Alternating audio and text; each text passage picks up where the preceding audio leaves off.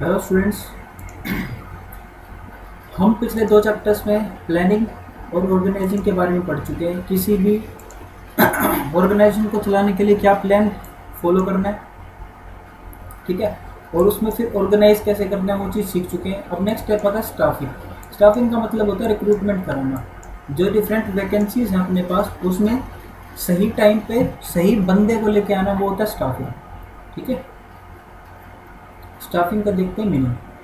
After planning and selection of organisational structure select कर लिया, plan कर लिया सब कुछ।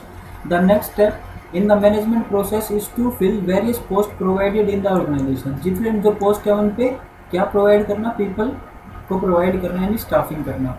This is termed as management of staffing function. In the simplest term, staffing is putting people for to the job, यानी कि लोगों को जॉब पे रखना। It begins with workforce planning and includes different other functions like recruitment, selection, training, development, promotion, compensation and performance appraisal for workforce। ठीक है, ये सब चीज़ें आती हैं किसके, स्टाफिंग के अंदर। उसमें क्या क्या होगा, recruitment, selection, training, development, promotion, compensation and performance appraisal. ठीक है, in other words staffing is that part of process of management which is concerned with obtaining, utilizing and managing a satisfactory and satisfied workforce। ठीक है, satisfactory और satisfied workforce को obtain करना, utilize करना और maintain करना, ये आता है इसमें। Today staffing may involve any combination of employees including daily wages, consultants, contract employees। ठीक है, ये सब आ सकते हैं किसमें, स्टाफिंग में। Staffing recognizes the importance of every single person employed in an organisation. ठीक है, उसे हर एक बंदे की इंपॉर्टेंस का पता है। स्टाफिंग में यहाँ पे पता लग जाता है कि हर एक बंदा किसी भी ऑर्गेनाइजेशन के लिए कितना इंपॉर्टेंट है, as it is the individual worker who is to the ultimate performance, जो परफॉर्म करेगा। Staffing has been described as the managerial function of filling and keeping filled the position in the organisation structure, यानी कि कोई vacant place पे लोगों को fill करना और उसको फिल ही रखना, ये सब मेंटेन करना किसका काम है, किसका, ऑर्गेनाइजेशन स्ट्रक्चर में मेंटेन करना काम किसका, स्टाफिंग का। This is achieved by first of all identify requirement of workforce, कितनी रिक्वायरमेंट है हमारे पास वर्कफोर्स की।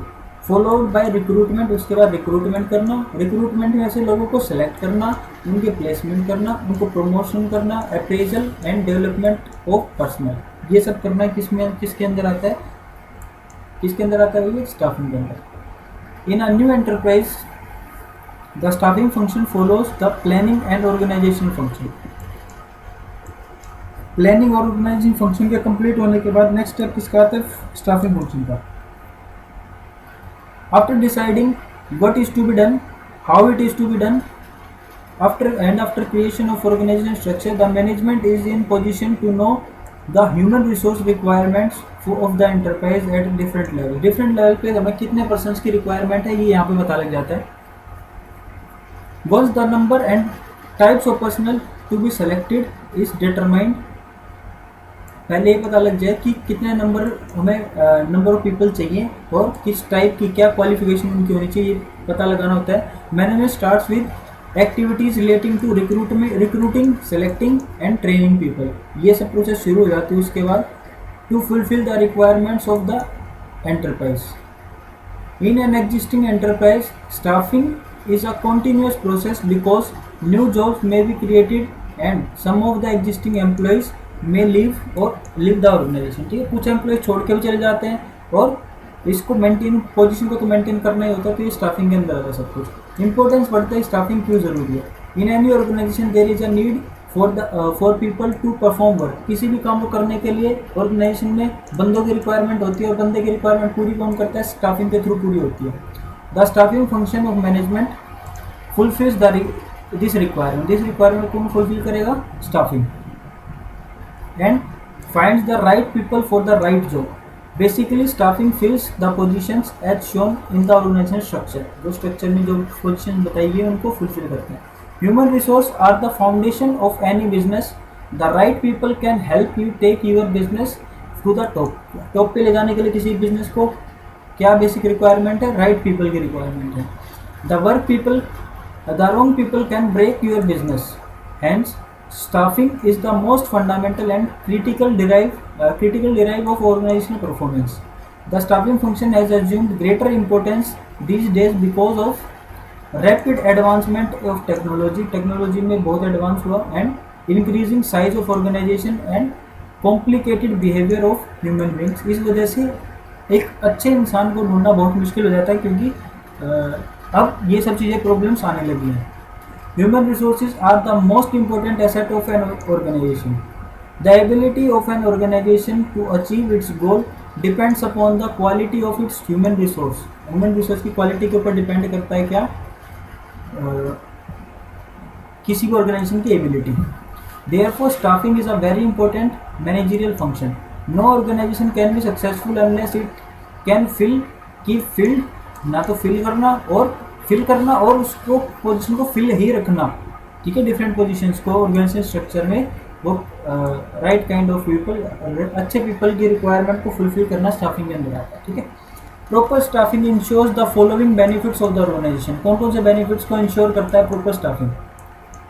Helps in discovering and obtaining competent personnel for the various jobs. Different jobs के लिए कॉम्पिटेंट पर्सनल को फाइंड आउट करने में स्टाफिंग हेल्प करता है।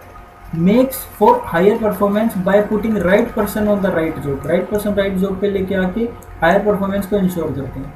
Ensures the continuous survival and growth of the enterprise. किसी भी एंटरप्राइज का कंटिन्यूअस सर्वाइवल और ग्रोथ किस पर डिपेंड होता है? उसके पीपल पे डिपेंडेंट होता है थ्रू सक्सेशन प्लानिंग और ऑफ मैनेजर्स, ठीक है।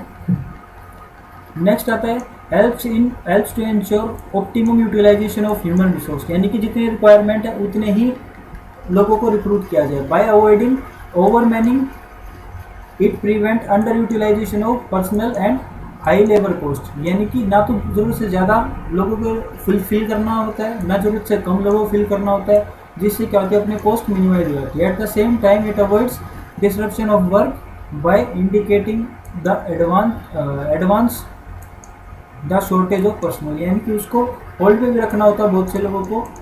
जब कोई पोजीशन खाली होगी तो उनको कॉल किया जा सकता है ताकि ऑर्गेनाइजेशन का काम ना रुके। Improve job satisfaction and moral of employees through objective assessment and fair reward for their contribution, ठीक है। तो इससे क्या रहेंगे, जो पर्सनल हैं वो सेटिस्फाइड रहेंगे। Staffing function must be perform efficiently by all organization. If right kind of employees are not available it will lead to wastage of materials, time, efforts and energy, ठीक है। ये सब कुछ का वेस्टेज हो जाएगा, resulting in lower productivity lower हो जाएगा, पुअर क्वालिटी ऑफ प्रोडक्ट हम जनरेट कर पाएंगे। The enterprise will not be able to sell its products profitably. It is therefore essential that right kind of people must be available in the right number and at right time, ठीक है। तो right तो right people होना चाहिए, ठीक है। तो 3 rights पे काम कर रहा है, राइट पीपल, राइट टाइम और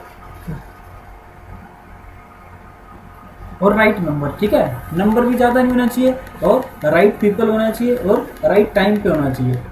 they should be given adequate training, उनको ट्रेनिंग करना so that wastage of minimum, wastage minimum, जिससे क्या होगा ट्रेनिंग हो जाएगी, वो अच्छे से काम कर पाएंगे, जिससे क्या होगा वेस्टेज नहीं हो पाएगी।